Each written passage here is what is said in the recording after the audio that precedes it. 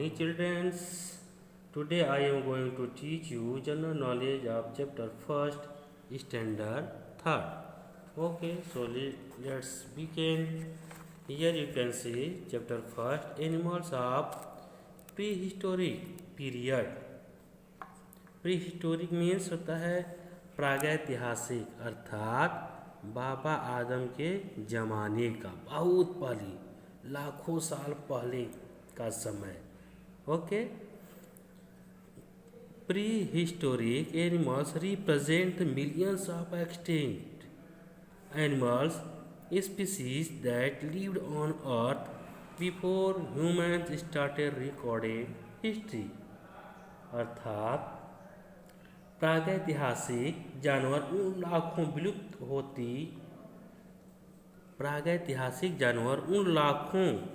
विलुप्त होती प्रजातियों का प्रतिनिधित्व करते हैं जो मानव के इतिहास दर्ज करने से पहले धरती पर रहते थे. आई बात समझ में? Once again I repeat. Prehistoric animals represent the millions of extinct animal species that lived on Earth before humans started recording history. प्रागैतिहासिक जानवर उन लाखों विलुप्त होती पशु प्रजातियों का प्रतिनिधित्व करते हैं जो मानव के इतिहास दर्ज करने से पहले धरती पर रहते थे. Okay. Right the names of the animals choosing from the help box. कह रहा है उन जानवरों के नाम लिखिए कहाँ से बॉक्स में दिया गया है, उसी की मदद से इन जानवरों का नाम लिखना है. Here you can see here box, इसमें कुछ नाम दिए गए हैं. ठीक है. और यहाँ पर आप फिगर देखिए, चित्र देख सकते हैं. ठीक है. और इन्हीं का नाम आपको लिखना है. Okay. So let's begin. First है blank space. Was a dog size ancestor of horse. Ancestor means होता है पूर्वज, घोड़ों का पूर्वज था. कैसा? कुत्तों के आकार के बराबर था. तो इसका नाम क्या था? तो बच्चों आप इस बॉक्स में आएंगे जो हमने पहले दिखाया था. यहाँ बॉक्स, इसका नाम था ये होगा यूहिप्पस. क्या था? यूहिप्पस. हम यहाँ पर फर्स्ट लिख दे रहे हैं और आप उसको राइट डाउन कर लीजिएगा. ठीक है. नेक्स्ट है blank space. Were prehistoric ancestor. कह रहा है यह बाबा आदम के ज़माने का पूर्वज था. किसका? एलिफेंट्स, हाथियों का. हाथियों का ही पूर्वज था बहुत लाखों साल पहले. They live during the ice age. ये आइस एज के ज़माने में रहते थे. जब आइस एज का ज़माना था, हर जगह बर्फ ही बर्फ थी. ठीक है. उस समय रहते थे. ये हाथियों का पूर्वज था. इसका नाम क्या है बच्चों?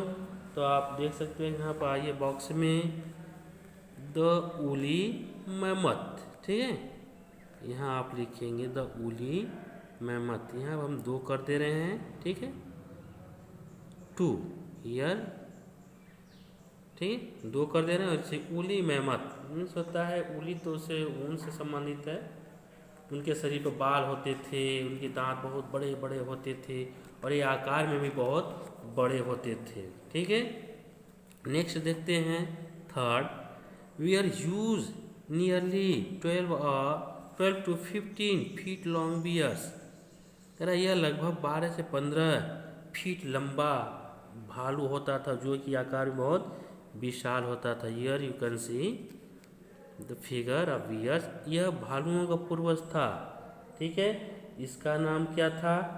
आइए बॉक्स में देखते हैं. इसका नाम था मेगाथेरियम. ठीक है. यहाँ पर मैं थर्ड लिख दे रहा हूँ और आप लिख लीजिएगा. ठीक है. मेगाथीरियम. इसके भालू के पूर्वज का क्या नाम था? मेगाथीरियम. ठीक.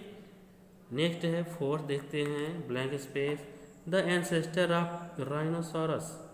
यह राइनोसॉरस का पूर्वज था. ठीक है. राइनोसॉरस गैंडा होता है, गैंडा का ही पूर्वज था। लिव्ड इन द एस आइस, ये भी आइस का में रहता था। The fur of its body help it to cope with the cold, और इसके शरीर पर जो रोए होते थे, छोटे छोटे जो बाल होते थे, ये इसके शरीर को गर्म रखते थे। ठीक है, तो बच्चों इसका क्या नाम है? इसका नाम आप लोग राइट डाउन कीजिए, ऊली राइनो। क्या है? Woolly rhino. ठीक है, नेक्स्ट चलते हैं। नेक्स्ट क्या है? Fifth, were fierce hunters like the modern tiger. Fierce means होता है भयानक, डरावना। यह बहुत ही डरावना शिकारी होता था, जैसे आधुनिक टाइगर, इस समय का जैसे बाघ है। ठीक है, तो ये उन बाघों का ये पूर्वज था। तो इसका बच्चों नाम क्या था? इसका नाम था, यहाँ पर है साबरे टूथेड टाइगर। ठीक है, हम यहाँ फिफ्थ लिख दे रहे हैं। ठीक है, आप इसका नाम लिख लीजिएगा। ओके, नेक्स्ट चलते हैं। Value based knowledge, we need to save wildlife because every living things on our planet is a part of a food web. कह रहा है हमें सभी जंगली जानवरों की रक्षा करनी चाहिए, उनकी सुरक्षा करनी चाहिए, क्योंकि प्रत्येक जीवित प्राणी, ठीक है, इस धरती पर खाद्य श्रृंखला का एक कड़ी होता है। ठीक है, नेक्स्ट है, विच एनिमल स्लीप्स व्हाइल स्टैंडिंग। कौन सा जानवर खड़े खड़े सोता है? क्या आपको पता है? बहुत बार आपको बताया गया है। क्या है वो? हॉर्स। ठीक है, हॉर्स है जो खड़े ही सोता है। Did you know? क्या आपको पता है? और 23 tons block of ice containing the remain of और 20,380 years old male woolly mammoth was discovered in the summer of 1997 by 9-year-old Simeon Jarko near Khatanga in Timor Peninsula. Okay, means